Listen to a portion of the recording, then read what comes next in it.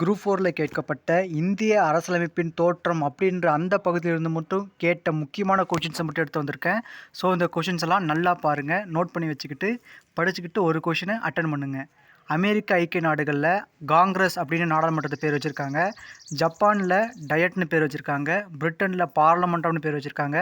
டென்மார்க்கில் போல் கட்டிங் அப்படின்னு பேர் வச்சுருக்காங்க. இந்தியாவின் முதல் சட்ட அமைச்சர் இது டாக்டர் பி.ஆர். அம்பேத்கர் தான். குரூப் 4ல் கேட்ட கொஷின் 2019.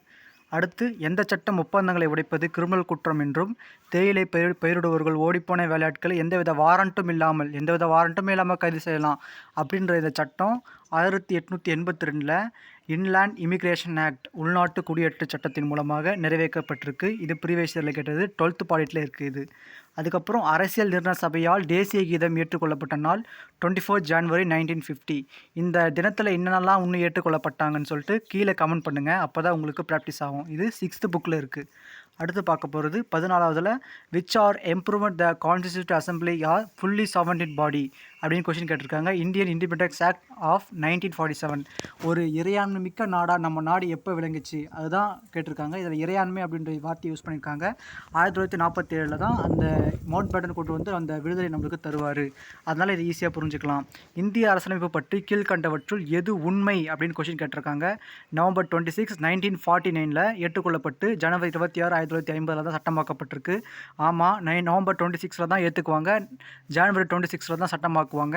ஏன்னா பூர்ண சுவராஜ் டே அப்படின்னு சொல்லக்கூடிய 1930 ஜனவரி 26 தான் சுதந்திரம் கொடுப்பாங்க. அதனால அந்த டேட்டை அவங்க ஃபிக்ஸ் பண்ணியிருக்காங்க அப்படின்னு நம்ம புரிஞ்சுக்கிட்டு படிக்கணும். அரசியலமைப்பு சட்டத்தை ஏற்றுவதற்கு அரசியலமைப்பு நிர்ணய சபை எடுத்துக்கொண்ட கால அளவு 10th புக்கில் இது கிளியராக போட்டிருப்பாங்க. 2 years 11 months 18 days இத்தனை நாட்கள் எழுதியிருப்பாங்க. அதனால தான் இது டிராஃப்ட் கமிட்டியா இல்லை ட்ரிஃப்ட் கமிட்டியான்னு சொல்லிட்டு சிலர் வந்து விமர்சனம் செஞ்சுருப்பாங்க அப்படின்னு சொல்லி ஞாபகம் வச்சுக்கோங்க. 2 years 11 months 18 days. இந்திய அரசியலமைப்பு சட்டம் நடைமுறைக்கு வந்த நாள் 26 ஜனவரி 1950. ரிப்பீட் பண்ணுறாங்க பாருங்கள், கொஷினை கவனித்து பாருங்கள். இந்திய அரசியலமைப்பு வரைவு குழுவின் தலைவராக இருந்தவர் டாக்டர் பி.ஆர். அம்பேத்கர் தான். இந்திய அரசியலமைப்பு நிர்ணய சபையின் பேரவையின் தலைவராக இருந்தவர் டாக்டர் ராஜேந்திர பிரசாத் தானே. 10th புக்கில் போட்டிருப்பாங்க. முதல்ல டாக்டர் சச்சிதானந்த சின்ஹா இருப்பாங்க.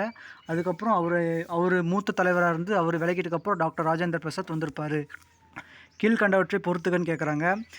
சமய ஆட்சி, மதச்சார்பின்மை, நேரடி மக்களாட்சி, பொது உடைமை. சமய ஆட்சி இன்றைக்கும் ஈரானில் நடந்துக்கிட்டா இருக்குது. மதசார்பின்மை ஆட்சி இந்தியா, நேரடி மக்களாட்சி சுவிட்சர்லாந்தில் வெற்றிகரமாக நடந்துகிட்ருக்கு. பொது உடைமை ஆட்சி சீனா, பொது உடைமை சித்தாந்தங்களை கொண்டு சீனாவில் நடக்குது. அடுத்து, கீழ்கண்டவற்றில் எது சரியாக பொருந்தவில்லை அப்படின்னு கேட்குறாங்க. அரசியலமைப்பு நிர்ணய சபையின் முதல் கூட்டம் டிசம்பர் 9, 1946. ஆமாம், கரெக்ட் தான். கேபினட் அமைச்சர் குழு வருவாங்க, அவங்க சொல்லி அரசியலமைப்பு நிர்ணய குழு ஸ்டார்ட் பண்ணுவாங்க. ரைட்டு. நேரு முக்கிய நோக்கங்கள் தீர்மானம் அரசியலமைப்பு நிர்ணய சபையில் கொண்டு வந்தது நவம்பர் 13 கிடையாது. அவர் வந்து ஜனவரி 25 கொண்டு வந்திருப்பார். நவம்பர் 13 கிடையாது. அரசியலமைப்பு நிர்ணய சபையின் இறுதி கூட்டம் ஜனவரி 24, 1950. ரைட்டு. அரசியலமைப்பு நிர்ணய சபையின் தேசிய கொடியை ஏற்றுக்கொண்ட நாள் ஜூலை 22, 1947. இதுவும் ரைட்டு.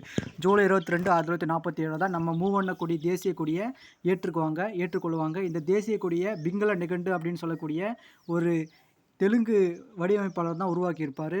அவரோட ரியல் நேம் என்னன்னு சொல்லிட்டு கமெண்ட் பண்ணுங்கள். அடுத்து, கீழ்கண்டவற்றில் எவை சரியாக பொருந்தவில்லைன்னு கேட்டிருக்காங்க. 9 பார்ட் 9 பஞ்சாயத்துகளை பற்றி பேசுது. பார்ட்டு XVV அவசர நிலை சட்டங்கள் பற்றி பேசுது. பார்ட்டு 15 தேர்தல்களை பற்றி பேசுது. அப்போ பார்ட் 3 என்பது யூனியன் பிரதேச பற்றி பேசுதா? இல்லை. பார்ட் 3 என்பது கரெக்டாக டிபிஎஸ்பிக்கு முன்னாடியே வருது. அதனால் இது வந்து அடிப்படை உரிமைகளை பற்றி பார்ட் 3 பேசும், பார்ட் 4 டிபிஎஸ்பி பற்றி பேசும். அப்போ இது தவறான விருப்பம். இந்திய அரசியலமைப்பு நிர்ணய சபையின் நிரந்தர தலைவர் எந்த ஆண்டு தேர்ந்தெடுக்கப்பட்ட 1956 நிரந்தர தலைவர் தேர்ந்தெடுத்துருவாங்க.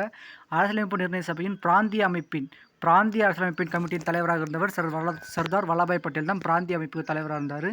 கீழ்கண்டவற்றில் எவர் வரைவு குழுவின் உறுப்பினராக இடம்பெறவில்லை? பட்டாபி சீதாராமையா உறுப்பினராக இல்லை.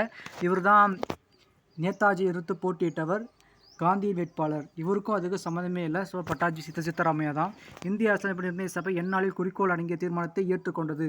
ஜனவரி 22, 1947 தான் குறிக்கோள் அடங்கிய தீர்மானத்தை இந்திய அரசியலமைப்பு ஏற்றுக்கொண்டது. நல்லா ஞாபகம் வச்சுக்கணும். அடுத்து, பெதிக் லாரன்ஸ் பிரபு, சர் ஸ்டாட்ஃபோர்ட் கிரிப்ஸ் மற்றும் ஏவி அலெக்சாண்டர் அடங்கிய எந்த தூதுக்குழு 1946 இந்தியாவிற்கு அனுப்பப்பட்டதுன்னா கேபினட் தூதுக்குழு தான் இந்தியாவிற்கு வந்தது. இந்த முக்கியமான கொஷின்ஸை கண்டிப்பாக நீங்கள் பார்த்துட்டு போனால் கன்ஃபார்ம் உங்களால் 1 மார்க் அடிக்க முடியும் ஷோரா. So all the best. தீவிரமாக ப்ரிப்பேர் பண்ணுங்கள்.